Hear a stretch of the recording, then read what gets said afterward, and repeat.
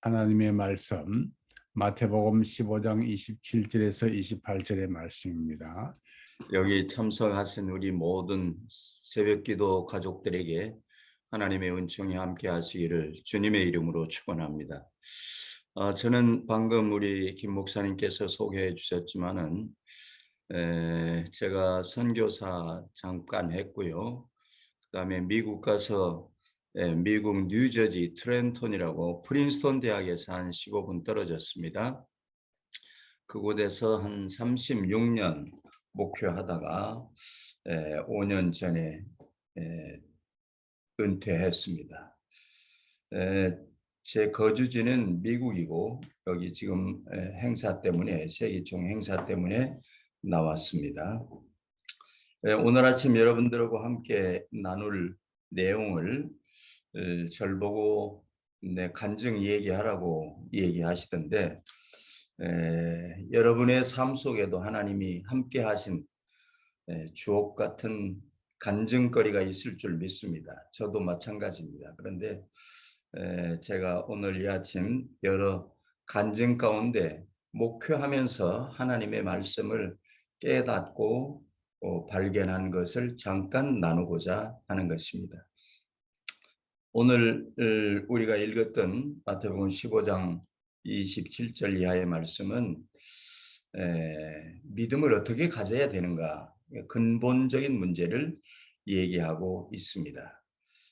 크리스찬의 제일 큰 명제 또는 덕목이 있다고 하면 뭘까요? 나는 그것이 믿음이라고 생각을 합니다. 왜냐하면 크리스찬은 믿음으로 시작하고 믿음으로 살고 진행하고 믿음으로 마지막 끝나는 거예요. 그래서 영생을 얻고 천국 가는 것이죠. 그래서 주님께서 믿음을 우리에게 정금 같은 보배로운 믿음 갖기를 원하는데 믿음이라고 하는 단어는 원래 추상명사. 그래서 막연하고 잘 우리가 언더스탠 하기가 어려운 점이 있습니다. 그래서 내가 뭘 열심히 잘하면 그게 믿음이라고 생각하기 쉬운데 나는 성경을 보면서 오늘 마태복음 15장을 통해서 특별히 제가 말씀을 나누고자 하는 중요한 내용들을 깨닫게 됐습니다. 믿음은 몇 가지 종류가 있는데 첫째는 산 믿음이고 둘째는 죽은 믿음입니다. 죽은 믿음은 야고보서 2장 26절에 영혼이 없는 몸이 죽은 것처럼 행함이 없는 믿음은 죽은 믿음이다. 그러니까 행함이 없는 믿음은 죽은 믿음이다. 반대로 산 믿음은 행함이 있는 믿음인데 산 믿음 속에는 또 두 가지 종류가 있다고 생각합니다. 하나는 작은 믿음이고 하나는 큰 믿음입니다. 죽은 믿음은 죽었으니까 뭐 깊이 논할 필요가 없겠죠. 산 믿음은 산 믿음을 분해하면 두 가지인데 첫째 작은 믿음을 이해해야만 큰 믿음을 이해할 수 있다고 생각을 합니다. 작은 믿음은 무엇인가?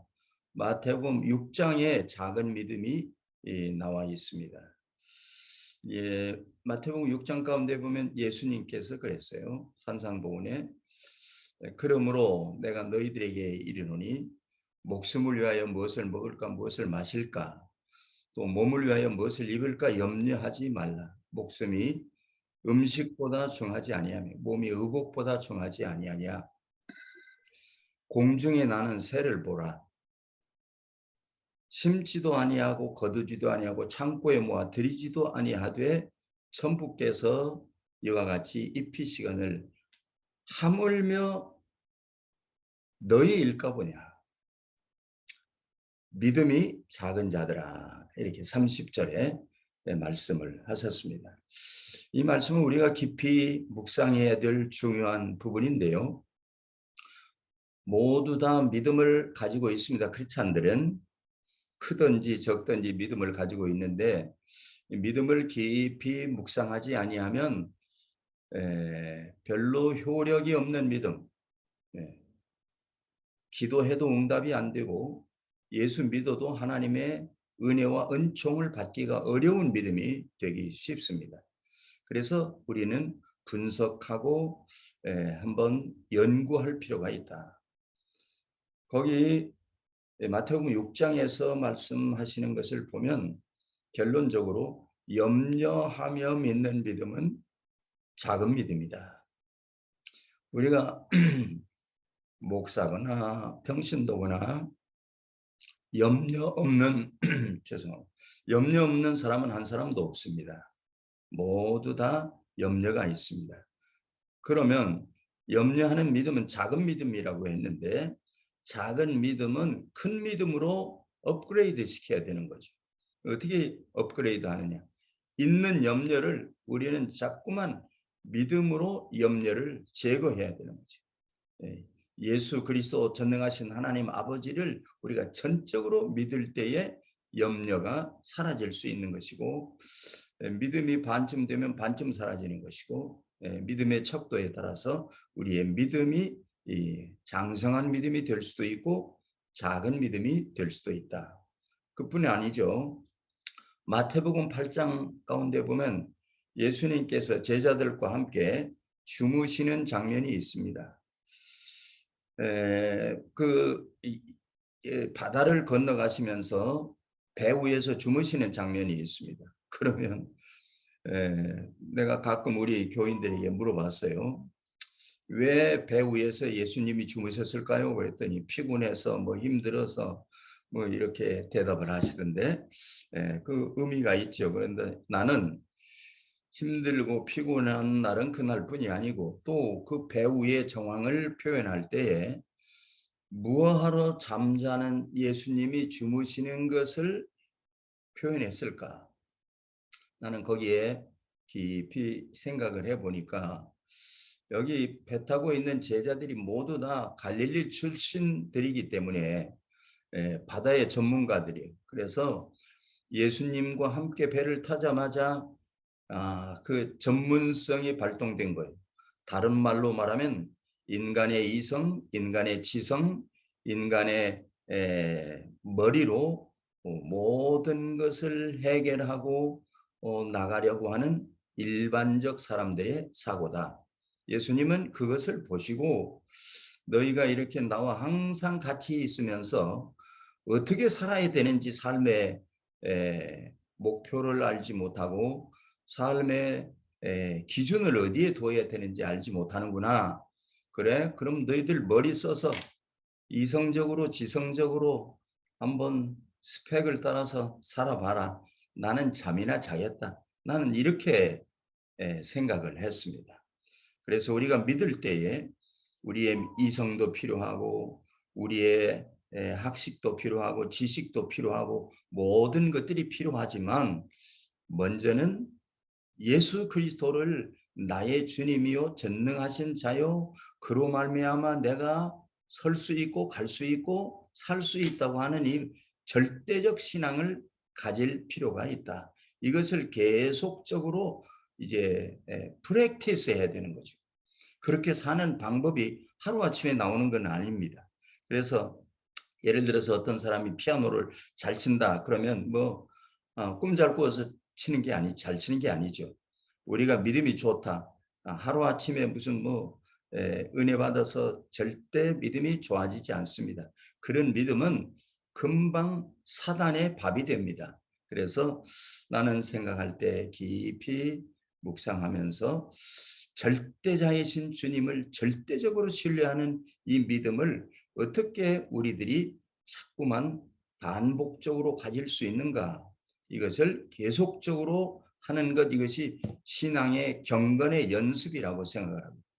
육체의 연습은 약간의 유익이 있지만 경건의 연습은 금생과 내생에 유익하다고 성경에 기록됐죠. 그래서 우리는 믿음으로 살아가는 모든 삶 속에서 우리는 우리의 믿음을 절대적인 믿음으로 해야 되는데 이제 그렇게 살아보니까 안 되는 거죠. 그렇게 배를 타고 노를 져서 자기 지식으로 갈릴리의 상식으로 해보니까 안 되고 배는 점점 풍랑에 넘어지게 되도록 돼 있습니다. 그래서 그때서야 주님을 깨웁니다. 제자들이. 주무시는 예수님을 깨웠습니다. 주여, 우리가 이제 큰일 났습니다. 죽겠습니다. 주님이 일어나셔서 풍랑을 잔잔케 하고 그들에게 말씀하십니다. 어찌하여 무서워하느냐, 믿음이 적은 자들아. 네, 무서워하는 믿음은 적은 믿음이다. 우리가 목회할 때에, 사역할 때에 얼마나 두려움과 불확실한 미래 때문에 우리들이 마음속에 불안하고 무서워합니까? 네. 그런데 절대자이신 하나님, 만군의 주 되신 하나님이 나와 함께 하신다고 하는 확실한 강철 같은 믿음이 있을 때에 우리는 어려움을 극복하기도 하고 환난을 면키도 하고 풍랑을 지나기도 할 수 있는 믿음이 될 수 있다. 나는 그렇게 생각을 하며 신앙생활을 해왔습니다. 그 다음에 작은 믿음이 또 성경에 기록되어 있는데요. 마태복음 14장에 보면 베세다 들녘에서 예수님이 오병이어로 5,000명을 먹이신 사건이 있죠. 그러고 나서 그들이 예수를 잡아서 임금으로 삼으려고 하니까 제자들을 먼저 보내고 예수님께서 산에 가서 기도하시다가 밤 4경쯤 되어 물 위를 걸어오시는 장면이 있습니다. 이때에 베드로가 유령이라고 소리를 쳤습니다. 지금 말로 말하면 귀신이라고 그랬겠죠. 그랬더니 주님이 말씀하시기를 내니 두려워하지 말라.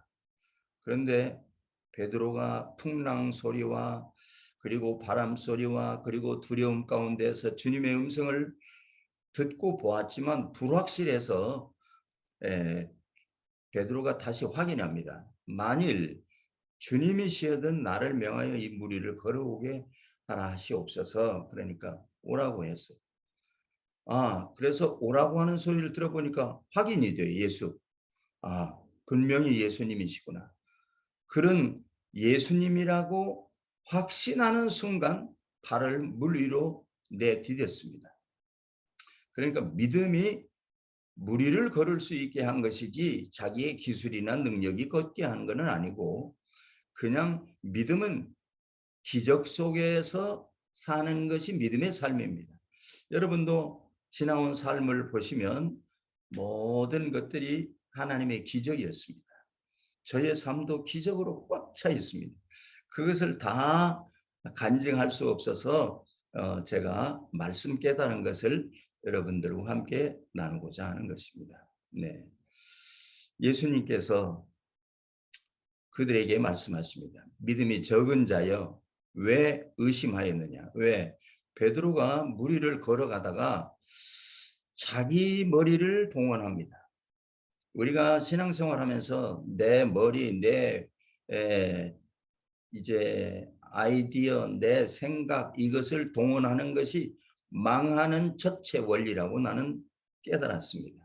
우리가 생각은 있지만 그 생각을 주님의 생각처럼 해야 되고 우리의 아이디어가 있지만 주님의 뜻을 따라서 아이디어를 내야 되는데 우리 생각대로 아이디어를 내고 머리를 짜고 꾀를 내고 머리를 쓰고 이건 전부 다 망조드는 원리다. 창세기에 보면 망조드는 아담과 하와가 망조드는 첫 번째가 자기 생각, 자기 눈, 자기 입맛을 생각할 때 망하게 되는 거죠. 네. 하나님의 말씀에 집중하지 아니하고 자기 것 동원할 때 망하는 이제 비극의 시작이 창세기에 있습니다. 그래서 우리들도 세상 살아갈 때 이런 점을 주의해야 된다. 작은 믿음은 믿음이 있어도 작은 믿음은 역사하는 힘이 없는데요. 예를 들어서 염려하는 믿음, 의심하는 믿음 또는 이런 무서워하는 믿음, 이런 믿음을 우리들이 가지고 있을 때 우리의 믿음은 주님께 인정받지 못한다. 주님이 인정하시는 믿음이 오늘 본문에 나왔습니다. 그 본문 가운데 두로와 시돈 지방으로 예수님이 가시는 도중에 가나안 여자가 나왔습니다. 나를 불쌍히 여기서 다윗의 자손 예수여 나를 불쌍히 여기소서 이렇게 말했어요. 예수님은 거기에 대해서 아무 대답도 안 했습니다. 일반적으로 시험 들 수 있는 거죠. 네, 누가 말했는데 무대응, 이것이 아주 무시하는 행동 아닙니까? 그래서 시험 들 수 있는데 이 여인은 시험 들지 않습니다. 자기 감정, 자기의 상황에 따라서 믿지 않습니다. 어떤 믿음이 돼야 되냐 지금 설명하고 있는 내용이라고 볼 수 있죠. 그랬더니 제자들이 훈수해요. 아유, 저 여자 좀 도와주세요. 예수님이 말씀하셨어요. 나는 이스라엘의 잃어버린 양 외에는 다른 데로 보냄을 받지 않았다. 네, 그렇게 말씀하실 때 여인이 예수님 앞에 바짝 나와서 엎드리며 나를 불쌍히 여기소서 하고 얘기합니다. 그랬더니 예수님의 충격적인 답변이 나왔어요. 예수님이 가라사대 자녀들의 떡을 개들에게 주는 것이 마땅치 않다. 그러니까 너는 개 같은 년이다 하는 뜻 아니겠어요? 네. 이런 소리를 듣고 계속 따라갈 수 있을까요? 네. 이성적으로, 감정적으로, 지성으로는 못 따라갑니다. 믿음으로만 따라갈 수 있는 거죠. 네. 그런데 이 여인이 대답합니다. 올소이다마는 개들도 자녀들의 상에서 떨어지는 것을 먹지 않습니까? 나에게 부스러기 은혜라도 주옵소서. 나는 이 장면을 볼 적마다 마음에 큰 감동과 깨달음이 있습니다. 우리가 신앙생활을 내 감정 따라서 믿을 때가 너무 많습니다. 내가 신앙생활하면서 내 상황 따라서 믿고 따라갈 수가 많이 있습니다. 우리는 온전히 주의 말씀을 전적으로 신뢰하고 신앙하는 이런 자세, 이 여인이 바로 그런 사람입니다. 그랬더니 예수님께서 저에게 30절에 보면 그렇게 얘기했습니다. 28절이던가요? 네. Woman, you have great faith. 너는 큰 믿음을 가졌다. 내 믿음이 크도다. 네. 큰 믿음은 무엇입니까? 바로 이런 것이 큰 믿음이다. 이것이 대장부 같은 믿음이다. 우리가 여기서 다시 한번 분석한다면 믿음이요. 아까 처음에 예수님 앞에 이 여인이 나올 때도 믿음이 있었습니다. 그런데 왜 예수님은 그때의 믿음에 대한 쉽게 말하면 기도의 응답이 없었을까요? 생각할 문제입니다. 네. 그런데 여인이 개들도 주인의 상에서 떨어지는 것을 먹습니다라고 고백할 때에 내 믿음이 크다고 인정하시는 거예요. 아까도 그 믿음이 있었어요. 그런데 인정이 안 되는 거예요. 바꾸어 말하면 속에 있는 믿음을 밖으로 해산하지 않으면 절대 믿음으로 인정받지 못한다. 어린아이가 뱃속에 있을 때 절대 호적에 올릴 수 없는 사람으로 인정이 안 됩니다. 네. 마찬가지로 우리 믿음이 금 같은 믿음이지만 속에만 있을 때는 인정이 안 된다. 해산해야 된다. 그러면 해산이 뭐냐? 신앙 고백이 해산이에요. 네. 그 믿음을 실천하고 그렇게 살아가는 것이 해산이에요. 예를 들어서 기도해야 된다. 그럼 믿음이에요. 그런데 기도하지 않아요. 그럼 해산이 안 되는 거예요. 해산하려면 기도를 해야 되는 거죠. 사랑해야 된다. 그건 다 아는 거죠. 그런데 사랑을 실제적으로 하기가 어려워요. 해산하는 것은 뭘까요? 실제적으로 하는 거죠. 사랑. 내가 사랑할 수 없는 사람도 사랑하는 것. 이것이 믿음을 해산하는 것이다. 저는 이런 말씀들을 깨닫고 정말 하나님의 은혜를 생각하며 제가 일평생을 살아왔습니다. 아직도 저는 믿음이 자라나야 되지만 언제까지? 우리가 주 오라 부르실 때까지, 마지막 때까지 우리는 계속 이제 그것을 신학적으로 성화라 그러죠. 계속적으로 우리 믿음이 자라나야 될 줄로 믿습니다. 우리가 가질 믿음은 장부 같은 이 가나안 여인의 믿음을 본받으면 좋겠다는 생각을 갖습니다. 여러분들과 함께 같이 이 말씀을 나누었습니다.